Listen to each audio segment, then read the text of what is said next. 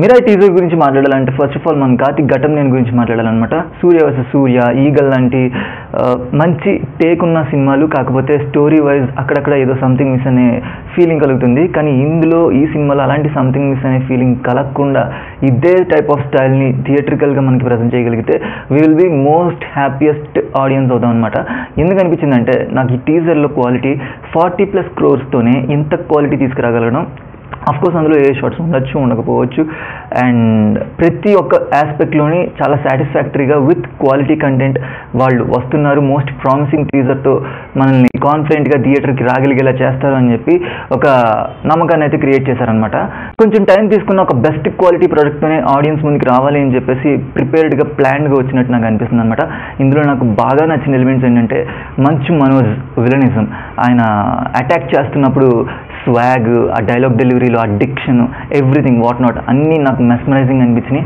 And ఇది ఒక మంచి ఎక్స్పెరిమెంట్ అవుతుంది. మంచు మనోజ్ని విలన్గా చూపించడం, థియేట్రికల్గా అంత ఎక్స్పీరియన్స్ పొందుండరు తెలుగు ఆడియన్స్. ఎందుకంటే బాలకృష్ణతో అప్పుడప్పుడు కొడతారా ఉలిక్కి పడతారా అనే సినిమాలో మంచి విలనిజం చూపించారు, కానీ అది థియేట్రికల్గా స్టోరీలో మనల్ని ఇన్కార్పొరేట్ చేయలేక ఎక్కడో ఒక ఫెయిల్ అయింది అనిపించింది. కానీ మంచు మనోజ్ డింట్ ఫెయిల్. నాకు అది one of the favourite performances of Manchu Manoj అని చెప్పొచ్చు.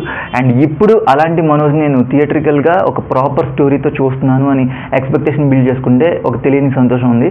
ఆ ఎక్స్పెక్టేషన్ ఏమాత్రం పాడు చేయకుండా థియేటర్స్లో అలాగే డెలివర్ చేయగలిగితే మాత్రం నెక్స్ట్ లెవెల్ అవుట్పుట్ని మనం చూడబోతున్నాం. నాకైతే ఒక కొత్త రకమైన ఫ్రెష్ ఫీలింగ్తో, ఎక్సైట్మెంట్తో వెయిట్ చేస్తున్నాను మిరాయి గురించి. అండ్ కాస్టింగ్ చాయిస్ కూడా చాలా పవర్ఫుల్గా అనిపించింది. జయరామ్ గారు, జగపతి బాబు, శ్రేయ, మనోజ్ అండ్ తేజ సజ్జా వీళ్ళందరినీ చూస్తుంటే కంటెంట్కి న్యాయం చేయదగ్గ పర్ఫార్మెన్స్ ఓరియంటెడ్ యాక్టర్స్ అనిపించింది. అండ్ వీళ్ళని పక్కన పెడితే లాస్ట్ షాట్ ఏదైతే ఉందో చుట్టూ కోతులతో ఒక మధ్యలో నుంచి ఒక అవతార పురుషుడు నడిచొస్తున్న బ్లూ పాదాలతో ఒక షాట్ ఏదైతే పడిందో ఆ షాట్ని బట్టి చాలామంది రాముడు అని ఎక్స్పెక్ట్ చేస్తున్నారు. నేను కూడా అలాగే ఎక్స్పెక్ట్ చేస్తున్నాను. అది ఎవరు, ఏంటి, అసలు ఫేస్ చూపించి ఆ స్టోరీని ముందుకు తీసుకెళ్తారా, లేకపోతే వితౌట్ ఫేస్ హనుమాన్ సినిమాలో హనుమాన్కి ఫేస్ చూపించకుండానే మనల్ని ఎలా హుక్ చేసి ఎంగేజ్ చేయగలిగారు, అలాగా ఈ రాముడి పాదాలతోనే మనల్ని ఎంగేజ్ చేస్తారనేది ఒక ఇంట్రెస్టింగ్ ఎలిమెంట్గా అనిపించింది. చాలా ఇంట్రెస్టింగ్ క్వశ్చన్స్ తోటి థియేటర్స్కి జనాల్ని రప్పించగలిగే ఒక అద్భుతమైన టీజర్ కట్ చేశారని చెప్పొచ్చు. 9 books ఏంటి, 100 questions ఏంటి, బిగ్ అడ్వెంచర్ ఏంటి, ఏం చేయబోతున్నాడు అనే ఒక ఇంట్రెస్టింగ్ ఎలిమెంట్ తోటి టీజర్ ఎండ్ అవడం చాలా సూపర్ ఫెంటాబులస్ ఫీలింగ్ కలిగించింది.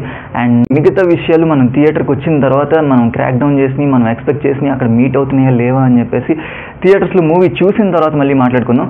And then please do subscribe to Cinema wing.